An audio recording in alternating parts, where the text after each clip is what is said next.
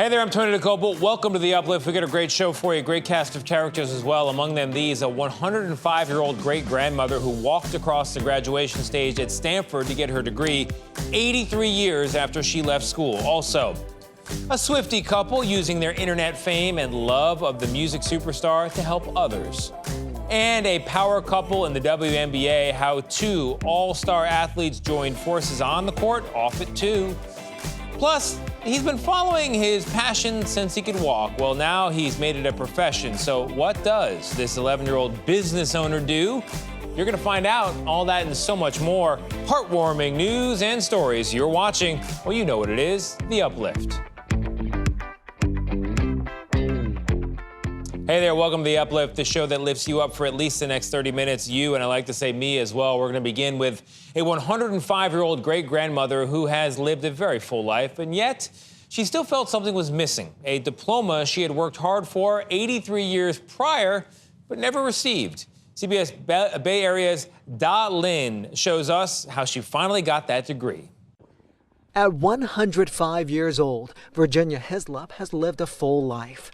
2 children, 4 grandchildren, and 9 great-grandchildren. She devoted her life to education and served on school and college boards in central Washington, where she lives.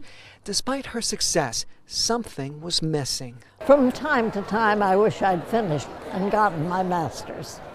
Part of it was the fact that I have been a college director for a good number of years, and I didn't have the advanced degree and some of the other ones did. Virginia had taken the required classes at Stanford, but needed one more thing, her master's thesis, when this happened in 1941. A bomb went down a smokestack of the Arizona. The Japanese bombed Pearl Harbor. Virginia quickly married her college sweetheart before his Army deployment. She assisted in the war, focused on her family, and never got to finish her master's thesis. Fast forward 83 years, we don't have a thesis requirement anymore. So she's actually satisfied the requirements for a Master's of Arts in the Graduate School of Education. So 83 years later, we're honoring this woman who's done so much.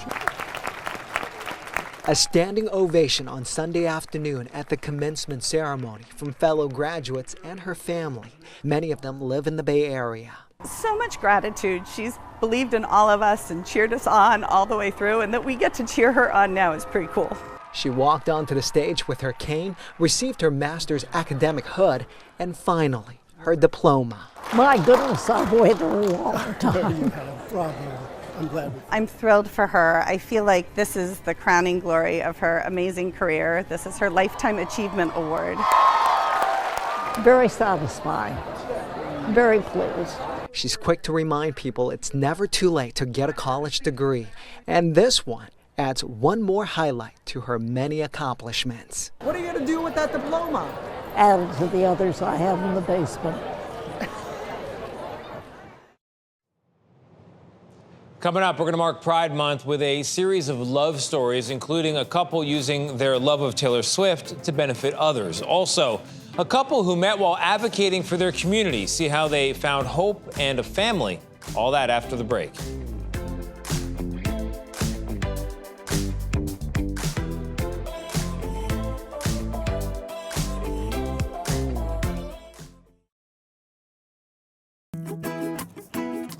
The Uplift is marking Pride Month with a series of LGBTQ love stories focusing on the bonds couples share with each other and with their communities. Our first couple are huge Taylor Swift fans. They're Swifties. They swiftly have content that goes swiftly viral, and they found a way to use it, well, to help others.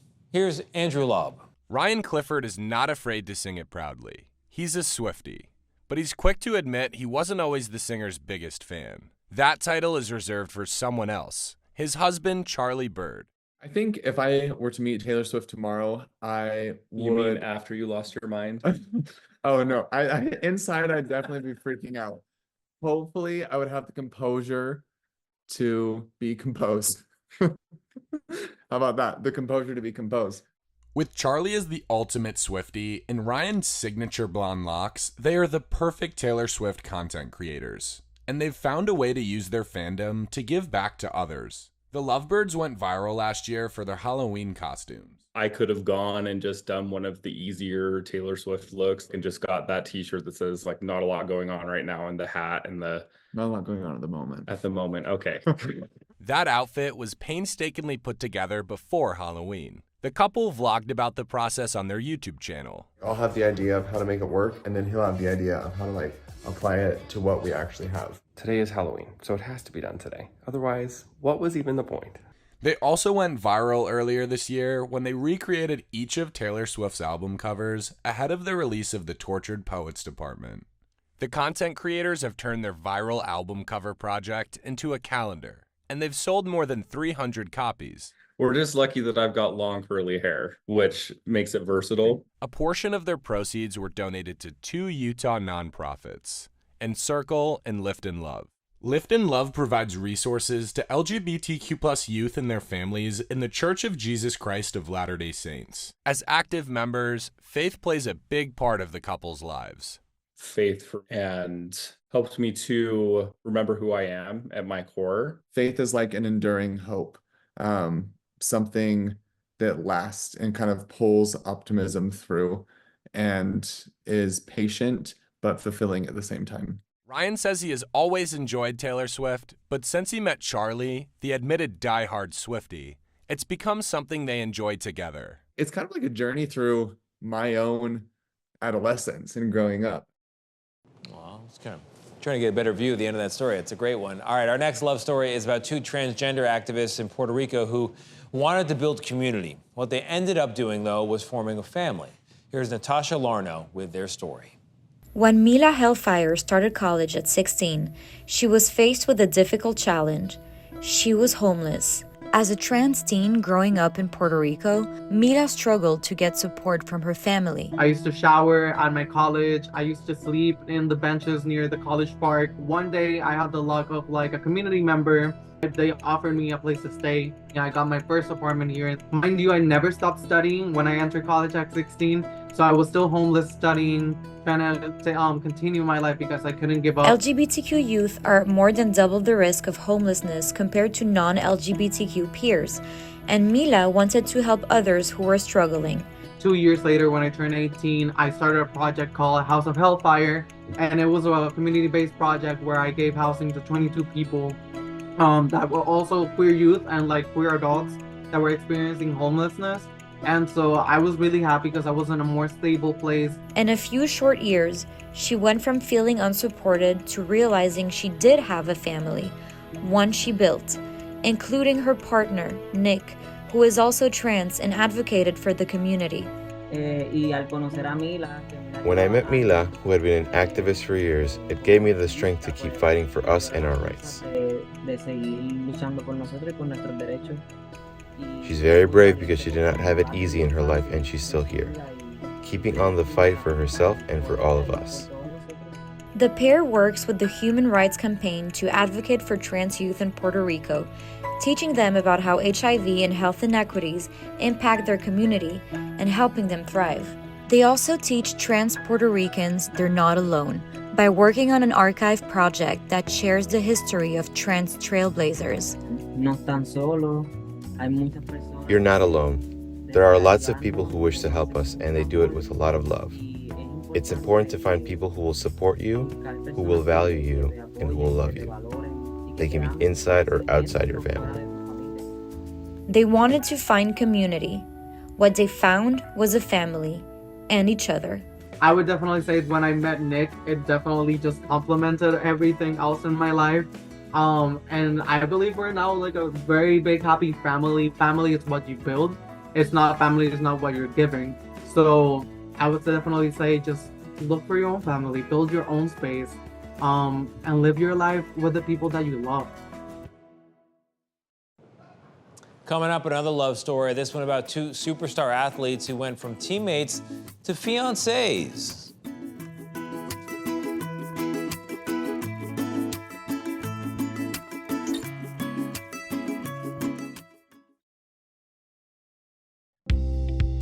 Some couples meet through friends, others meet through work. Our next couple met on the basketball court, which is kind of like work for them. They used to compete against each other, but when they both ended up on the Connecticut Sun, their whole relationship changed. Here's Caitlin O'Kane. For WNBA stars DeWanna Bonner and Alyssa Thomas, hey, you're weak now. Wow. The term home court advantage has a double meaning. They play on the same team, the Connecticut Sun, and they're also engaged, a power couple on and off the court.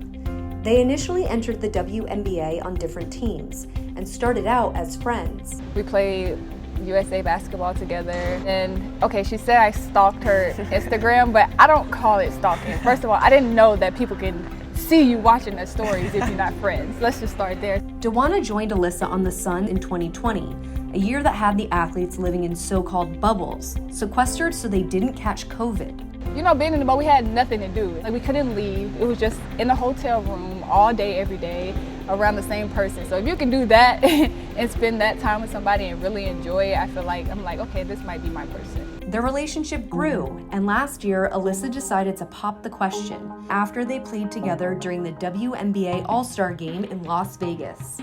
I saw it as a moment that would be perfect where, you know, our families can share in it as well.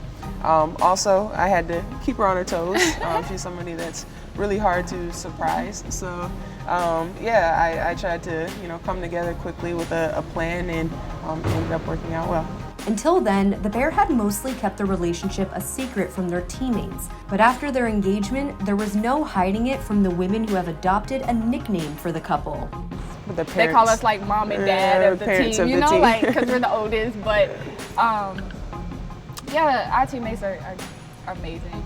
This group is just really, really close, and it's been really fun. And our locker room has just been really accepting of us and hop on the bandwagon of our relationship, our goals as a team. So it makes it easier to come in every day, and what more can we ask for here?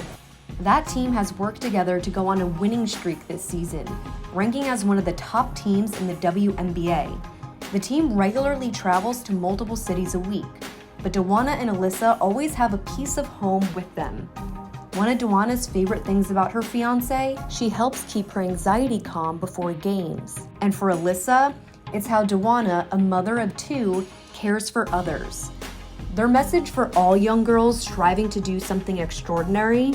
So many people try to tear you down and tell you can't do something, but you don't know what you can do until you go out there and try. Don't let anybody change you. Don't let anybody discourage you from being you, because there's only one you. Might as well just show it to the world.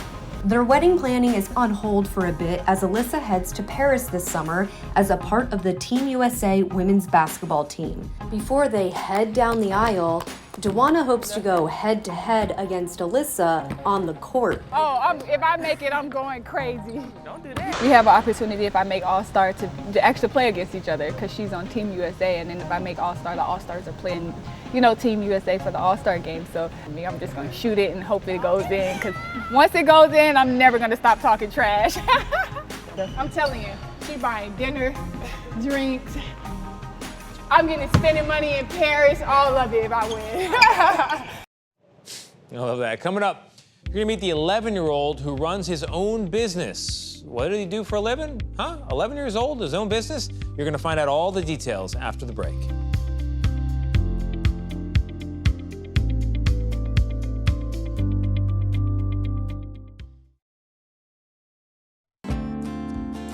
A lot of folks out there hope to make their passion their profession, and Quentin Hines Jr., well, he's already done that at the tender age of 11 years old. David Begnair now has more on this young businessman getting major recognition.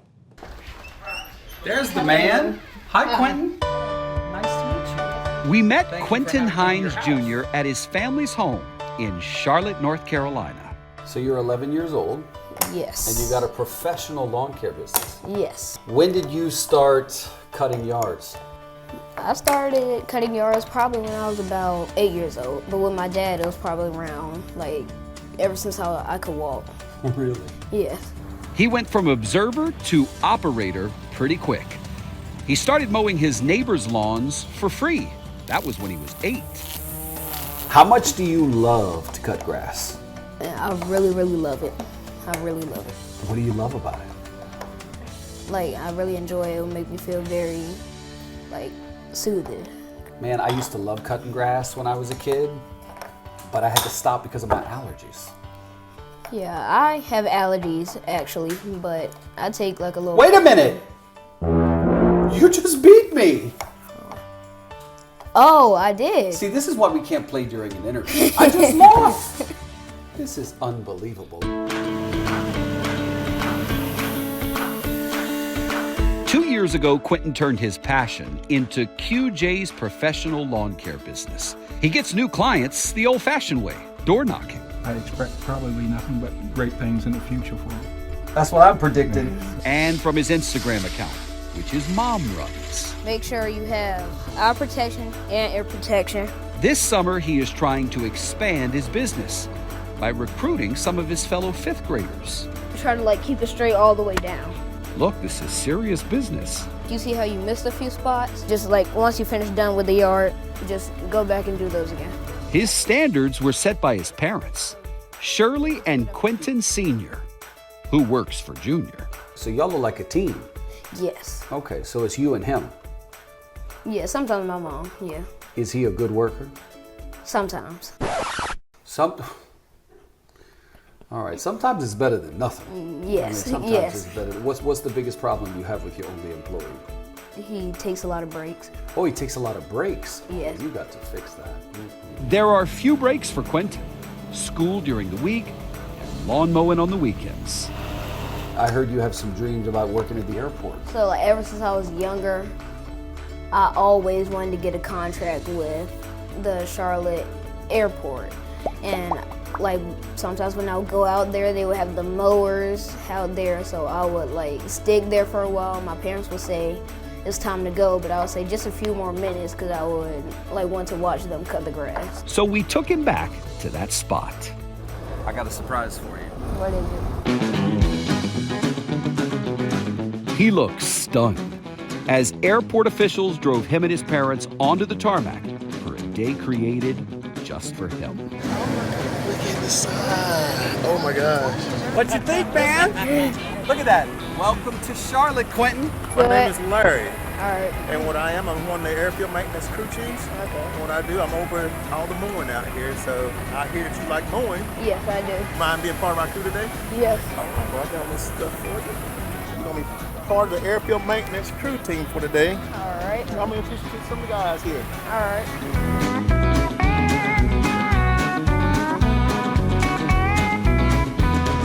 For more than an hour, in the blazing sun of a summer day, Quentin was living his dream. I'm speechless. Speechless when I know when he was 4 how he would look at this tractor here from the picture and say, I'm going to get that contract. I'm going to cut the grass at the airport, and today being the day. Man, I just don't have anything else to say. It's a great day. It's a great day, and we're not done yet. I can't take no more. One surprise down and one more to go. We let Quentin cool off and then told him and his parents, hey, we have a driver waiting for you outside. Y'all thought we were done. Quentin had told us about another dream, to work on the grounds crew for a professional sports team. Hello, Quentin. How are you, son? Good. Good, good. So, when in Charlotte, you call the Carolina Panthers. What in the world? And boy, did they come ready to play. I'm the director of sports fields and grounds here with Carolina Panthers. We're happy to have you. You want to be part of the grounds crew today? Yes. Yeah? Awesome. Did you see it? Yeah, look up there. Pictures, man. Look, Quentin was right back in the action. His presence on the field drew the attention of some NFL players. Quentin's on the grounds crew for the day. Oh, he is. I like that. He was starstruck, but that didn't stop him from getting to work with the grounds crew.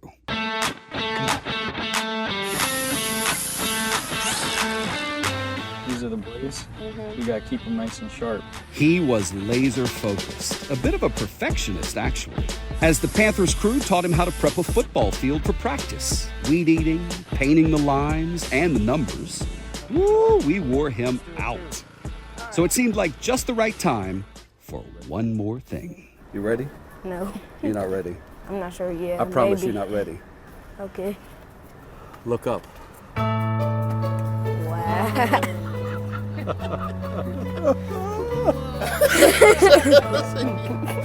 You all right? Yeah, I'm good. What'd you say? Wow. Mind blowing. In that moment, Quentin, who's more comfortable on a lawnmower than in front of a camera, had a lot to say. This is one of the best experiences I ever had. Now that like actually experiencing like being able to cut the Charlotte airport's grass, and that's always been my dream. And to actually do that, it just made me like very happy. Just being able to experience all of this, now that I know like how to do all of this, it makes me very happy. His ambition is a lesson for dreamers, young or old. Don't you ever stop chasing what you love. You want some lunch? Yeah. Let's go eat. Come on. Oh. Food for the heart there, food for the soul as well. That is our show. I hope it brightened your day. I hope it lifted you up. If for some reason it didn't, well, those reruns, they're free. Go ahead and press play again. I'm going to go find some good news.